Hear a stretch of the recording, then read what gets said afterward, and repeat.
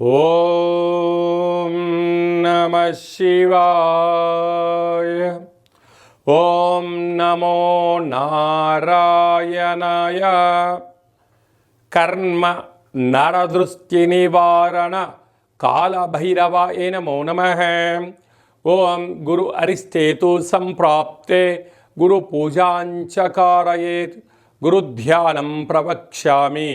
విద్య ఉద్యోగ విదేశీయాన రాజసన్మానోత్సవ గజసన్మానోత్సవ వివాహ తదనంతర పుత్ర పుత్రిక సంతాన సంబంధిత అరిష్ట దోషపీడోప ఉపశాంతయే.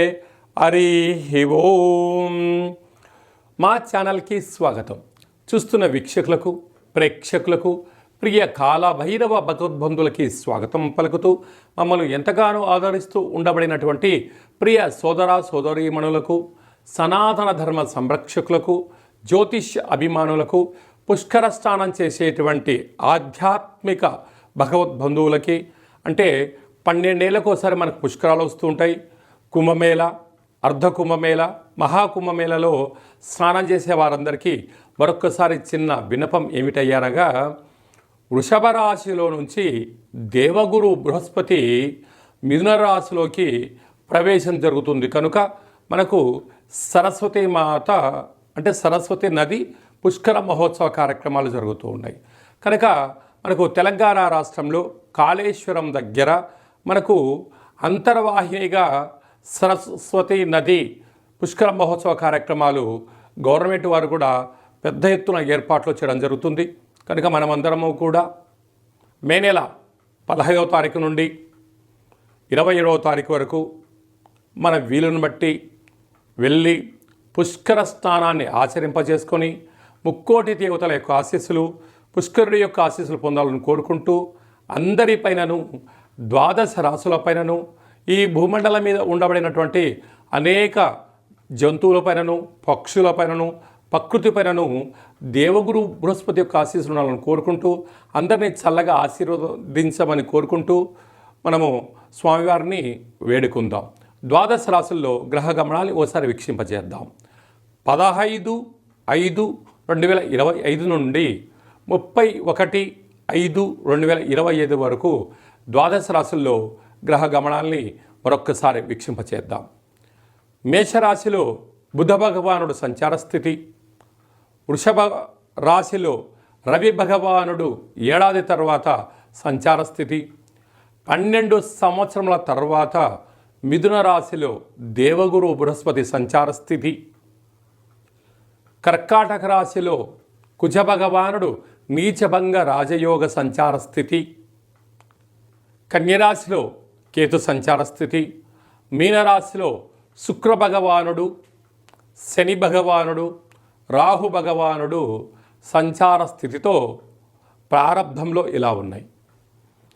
19వ తారీఖు 5వ నెల 2025 నుండి రాహు భగవానుడు కుంభరాశిలోకి సంచార స్థితి, కేతు భగవానుడు సింహరాశిలో సంచార స్థితితో ద్వాదశ రాశుల్లో గ్రహ గమనాలను మనం ఒకసారి వీక్షింపచేసాం. వృశ్చిక రాశి వారికి దేవగురు బృహస్పతి 12 సంవత్సరాల తర్వాత సప్తమ స్థానంలో సంచారం చేయనప్పుడు ఎలాంటి యోగాలు పొందాలో ఈ వీడియోలో సవివరంగా సంపూర్ణంగా తెలుసుకుందాం. వృశ్చిక రాశిలో ఏ నక్షత్రాలు వస్తాయనగా, విశాఖ నక్షత్రంలోని చివరి పదం 4వ పాదము, అనురాధ నక్షత్రంలోని 4 పాదాలు, జ్యేష్ఠ నక్షత్రంలో 4 పాదాలు కలిపితే వృశ్చిక రాశి. రాశాధిపతి కుజ భగవానుడు.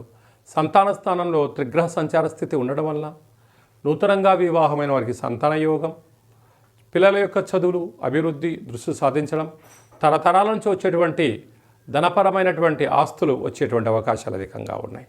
6వ స్థానంలో బుధుడు ఉండడం వల్ల భూయోగము, బుద్ధి, జ్ఞానము, సత్ప్రవర్తన వల్ల కొత్త కార్యక్రమాలు ప్రారంభించే కార్యక్రమంలో విజయం మీ సొంతమవుతుంది. ఏడాది తర్వాత రవి భగవానుడు సప్తమ స్థానంలో సంచారం చేయడం వలన ప్రేమికుల మధ్య, భార్యాభర్తల మధ్య స్వల్పమైన ఆటంకాలు ఉండినను వాటిని చిరునవ్వుతో స్వీకరించండి. వాహన ప్రమాదాలు స్వల్పంగా పొంచి ఉన్నాయి. బంగారు ఆభరణాలు, బ్యాంకు లావాదేవీలు, ఓటీపీల ద్వారా ధనం కొద్దిపాటి దుర్వినియోగం అయ్యే పరిస్థితి ఉంటుంది. తస్మాత్ జాగ్రత్త. అలాగనే అష్టమంలో దేవగురు బృహస్పతి సంచారం చేయడం వల్ల వృశ్చిక రాశి వారు తప్పక పుష్కర స్నానం చేయాలి. అక్కడ పసుపును నీటిలో వేసి నమస్కారం చేయడము, అలాగనే తెల్ల నువ్వుల పచ్చడితో కూడుకున్న ఆహారాన్ని దానము చేయడము, పెసరపప్పుతో కూడుకున్నటువంటి ఆహారంతో పాటు శనగపప్పుతో కూడుకున్న ఆహారాన్ని దానము చేయడము, శ్రీ మేధా దక్షిణమూర్తి స్వామి యొక్క స్తోత్రాన్ని వినడము, అలాగే దత్తాత్రేయ స్వామి వారి యొక్క స్మరణ వీరికి యోగదాయకం అని చెప్పి గమనించాలి. భాగ్యస్థానంలో కుజుడు ఉండడం వలన భార్యాభర్తలు, ప్రేమికులు, పార్ట్నర్షిప్ వ్యవహార కార్యక్రమాలు, లావాదేవీ వ్యవహార కార్యక్రమాల్లో సమన్వయం పాటించి తీరాలి.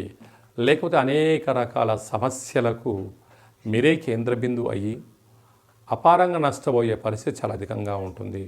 చిన్న చిన్న విషయాలకు మీరు ఆందోళన చెందరు, ఎందుకంటే మీకు ఆ మనోధైర్యం ఉంటుంది. కానీ సమస్యలు వచ్చినప్పుడు మౌనం, ధ్యానం, ఏకాగ్రత చాలా మంచిది. సత్ప్రవర్తన, యోగా, ఆసనం, మెడిటేషన్ నిర్వహించేటువంటి కార్యక్రమాలు, వ్యవసాయ సోదరీమణులు, గృహ భవన నిర్మాణ కార్యక్రమాలు, ఎక్స్పోర్ట్స్ ఇంపోర్ట్స్ బిజినెస్ చేసేవారు, సాఫ్ట్వేర్ రంగం వారు ఎంతో జాగ్రత్తలు అవసరం అని చెప్పి గుర్తుపెట్టుకోగలగాలి. మే మాసంలో ద్వితీయార్థంలో ముఖ్యమైనటువంటి పండుగల నుంచి క్లుప్తంగా, సవివరంగా, సంపూర్ణంగా తెలుసుకుందాం. మనకు విశేషంగా 20వ తారీఖున వైశాఖ మాస బహుళ అష్టమి, అలాగనే 27వ తారీఖున వైశాఖ మాస కృష్ణపక్ష అమావాస్య సందర్భంగా మనమందరము కూడా గృహాన్ని శుద్ధిగా పెట్టుకొని కాళభైరవ స్వామి స్మరణ, ధ్యానము, కాళభైరవ స్వామి అష్టకాన్ని వినడం, సునకపు మహారాజు గారికి ఆహారాన్ని ఏర్పాటు చేయడం, అలాగనే కాకి వాహన దేవతకు ఆహారాన్ని ఏర్పాటు చేయడం వలన సంచిత కర్మ, ప్రారబ్ధ కర్మ, ఆగమిక కర్మలు తొలగిపోతాయని చెప్పి గమనించాలి. అలా లేదు అనుకుంటున్న వారందరూ కూడా మన యొక్క దేవాలయంలో నిత్యము కాళభైరవ హోమ కార్యక్రమాలు జరుగుతూ ఉంటాయి. ఈ కింది నెంబర్ను సంప్రదించినట్లయితే మీకు వీడియో కాల్ చేసి స్వామివారి యొక్క దర్శనం చేయించి మీరు అనుకున్న అన్ని పనులు విజయం సాధించేటువంటి కాళభైరవ హోమ కార్యక్రమాన్ని చేయించడం జరుగుతుందని చెప్పి కూడా గమనించాలి. అదే కాకుండా మనకు 15వ తారీఖు నుంచి 27వ తారీఖు వరకు మనకు సరస్వతి నది పుష్కరాల సందర్భంగా వీలైనంత వరకు వెళ్దాం, స్నానం చేద్దాం. గతించినటువంటి పెద్దవారికి అక్కడ హిరణ్య శ్రాద్ధము, సువర్ణ శ్రాద్ధము, అలాగా అనేక కార్యక్రమాలు, దశదానాలు చేయడం వలన వారి యొక్క ఆశీస్సులు మన కుటుంబాలకు శ్రీరామ రక్ష అని చెప్పి గమనించగలగాలి. అలా వెళ్ళలేనటువంటి వారందరికీ కూడా మనము ఆదివారము, మాస శివరాత్రి ఆదివారం సందర్భంగా అక్కడ కాళేశ్వరం దగ్గర ఇలాంటి కార్యక్రమాలు ఏర్పాటు చేయడం జరిగింది. వెళ్ళలేనటువంటి వారందరూ కూడా మీ పేర్లు, గోత్రనామములు, గతించిన వారి పేర్లను వాట్సాప్లో మీరు పంపించగలిగినట్లయితే మీకు వీడియో కాల్ చేయించి చూపించి దండం పెట్టించి మీకు ఆ పుష్కర జలాన్ని ప్రసాదంగా అందజేయడం జరుగుతుంది. అలాగా పుష్కర స్నానం చేయడం వలన దేవతల యొక్క ఆశీస్సులు, గతించిన వారికి ఆ శ్రాద్ధకర్మలు అంటే పిండ ప్రధాన కార్యక్రమాలు చేయించడం వలన వంశాభివృద్ధి కలుగుతుంది. అలాగనే స్మరణ, ధ్యానము, స్నానము వలన మనస్సు ప్రశాంతత కలిగి దేవగురు యొక్క ఆశీస్సుల వలన అఖండమైన విద్య, ఉద్యోగ, విదేశీయాన, రాజసన్మాన, రాజకీయ, పుత్రిక సంతాన దోషాలు, పిల్లల యొక్క చదువులు, పిల్లల యొక్క అభివృద్ధి, తల్లిదండ్రుల నుంచి మనకు వచ్చేటువంటి స్థిర చరాస్తులలో ఉండబడిన ఆటంకాలను కూడా తొలగిపోతాయని చెప్పి గమనించాలి. కనుక మనం అందరము కూడా పుష్కర స్నానాన్ని చేద్దాం, ఆచరిద్దాం. సనాతన ధర్మంలో ఉండబడినటువంటి ఆధ్యాత్మిక శక్తిని సంపాదిద్దాం, అఖండ ఆయురారోగ్య శక్తిని పొందాలని కోరుకుందాం. అలాగనే ఇంకనూ మనం విజయం సాధించగలగాలి అన్నట్లయితే యొక్క పాత్ర కంచు పాత్ర అంటారు. అందుకే కంచు మోగినట్టు కనకంబు మోగదు గదరా సుమతి అని చెప్తారు. అలాగే ఈ యొక్క కాలభైరవ స్వామి వారి యొక్క అక్షయ పాత్రను గృహంలో ఉంచుకొని ప్రతిరోజు ఉదయం కుదరలేదు సాయంత్రం పూట ఇలా శబ్దం చేయడం వలన ఓంకార శబ్దం రావడం జరుగుతుంది.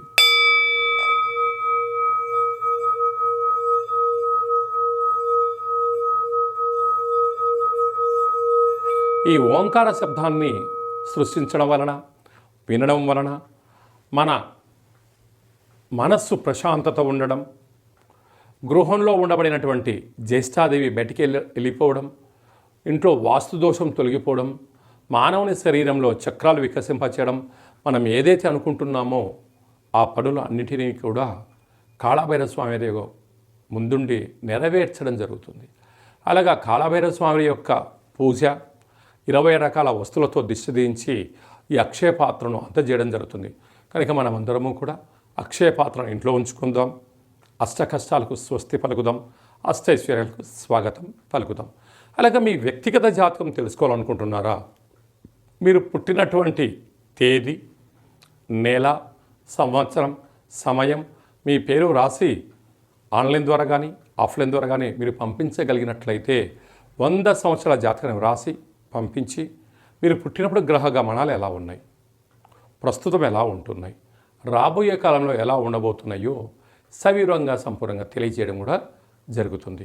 చాలామందికి డేట్ ఆఫ్ బర్త్లో లేనటువంటి వారికి మీ పేరు యొక్క మొదటి అక్షరాన్ని అనుసరిస్తూ, రాశిని తెలియచేస్తూ, స్థితిగతులను తెలియచేస్తూ, రమణ శాస్త్రం ద్వారా అనగా గవ్వళ ద్వారా కాళభైరవ ఉపాసన చేత భూత, భవిష్యత్, వర్తమానాన్ని తెలియజేయడం జరుగుతుంది.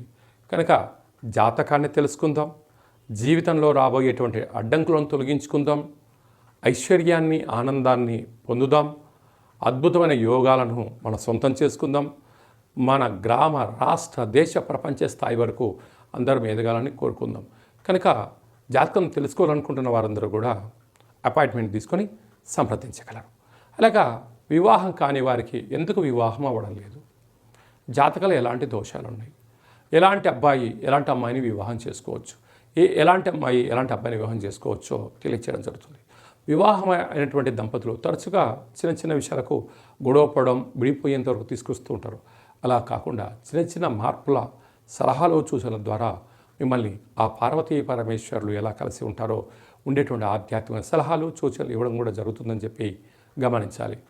అందరికీ వైశాఖ మాసంలో ఉండబడినటువంటి బహుళాష్టమి, అమావాస్య, సరస్వతి నది పుష్కర భగవంతుడి యొక్క ఆశీర్వాదం కోరుకుంటూ ఆశీర్వచనం. ఓం శతమానం భవతి శతాయు పురుష సతేంద్రియ ఆయుష్యేవేంద్రియే ప్రతిష్టతి ధనం ధాన్యం బహుపుత్రలాభం శత సంవత్సరం దీర్ఘమాయు సర్వే జనా సుఖినో భవంతు లోకా సమస్త సుఖినో భవంతు. సర్వం సంపూర్ణ కాళభైరవ దేవత, రుద్రదేవత, బృహస్పతి దేవత అనుగ్రహ ప్రసాద సిద్ధిరస్తు తదాస్తు. ఈ వీడియో మీకు నచ్చినట్టయితే లైక్ చేయండి, షేర్ చేయండి, మా ఛానల్ని సబ్స్క్రైబ్ చేసుకోండి. మేము చేస్తున్న ఆధ్యాత్మికమైన వీడియోలు అందరికన్నా ముందుగా మీరు చూడాలి అనుకుంటున్న వారందరికీ కూడా చూసి ఈ యొక్క ఆధ్యాత్మిక భక్తి సమాచారాన్ని భగవద్బంధులకు, మిత్రులకు చేరవేయండి. హిందూ ధర్మాన్ని కాపాడండి.